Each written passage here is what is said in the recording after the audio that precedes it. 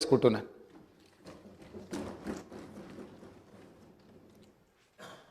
శ్రీ మల్లు బట్టి విక్రమార్క గారు.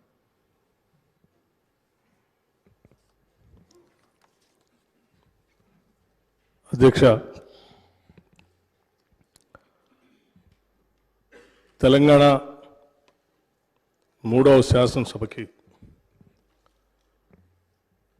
స్పీకర్గా ఎన్నికైనటువంటి మీకు ముందుగా హృదయపూర్వకమైనటువంటి అభినందనలు తెలియజేస్తా ఉన్నాం. ప్రజాస్వామ్య స్ఫూర్తిని పూర్తిగా కాపాడాలన్నటువంటి ఆలోచనతో సభలో ఉన్నటువంటి అన్ని రాజకీయ పార్టీలకు సంబంధించినటువంటి ఫ్లోర్ లీడర్స్ అందరూ కూడా మీ ఎన్నికని ఏకగ్రీవంగా చేసినందుకు ఈ ప్రజాస్వామ్య అత్యున్నతమైనటువంటి దేవాలయంగా భావించేటువంటి శాసనసభకి మీ ఎన్నిక తప్పనిసరిగా వన్నె తెచ్చిందని నేను భావిస్తూ ఉన్నాను. మీరు వెనకబడినటువంటి ప్రాంతం నుంచి కాకుండా సమాజంలో ఉన్నటువంటి అత్యంత పేదవాళ్ళ సమస్యలన్నీ తెలిసినటువంటి వ్యక్తిగా 3 సార్లు శాసనసభకి ఎన్నికైనటువంటి వ్యక్తిగా స్థానిక సంస్థల నుంచి ప్రాతినిధ్యం వహించినటువంటి వ్యక్తిగా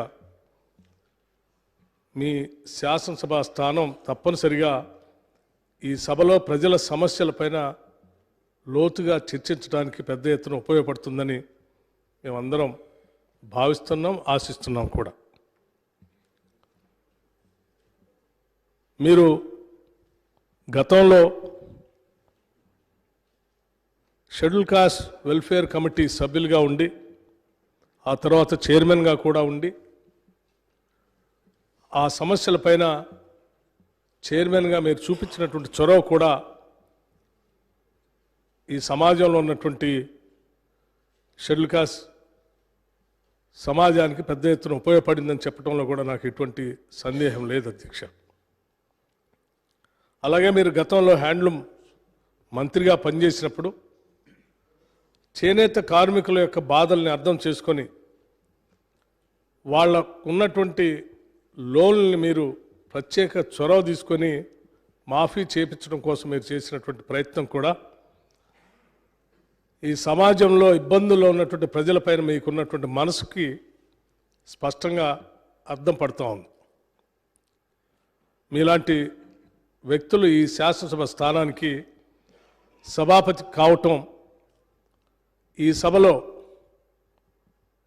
రాష్ట్రంలో ఉన్నటువంటి ప్రజల ఇబ్బందులపైన ప్రజల యొక్క సమస్యలపైన లోతుగా చర్చించడానికి పెద్ద ఎత్తున మీరు సమయం ఇస్తారని, ఆ దిశలో సభ్యులందరికీ కూడా వారి వారి గౌరవం కాపాడుతూనే వారికి ఇవ్వాల్సినటువంటి సమయాన్ని ఇస్తూనే వాళ్ళ హక్కులను కూడా కాపాడే ప్రయత్నంలో ఎటువంటి లోపం ఉండదని నేను భావిస్తూ ఉన్నాను. మీకున్నటువంటి అపారమైనటువంటి అనుభవం ద్వారా మీరు ఈ శాసనసభకి సభాపతిగా ఎన్నిక కావటం, మీతో పాటు పనిచేసినటువంటి శాసనసభ్యులుగా మేమందరం ఈరోజు గర్విస్తూ ఉన్నాం.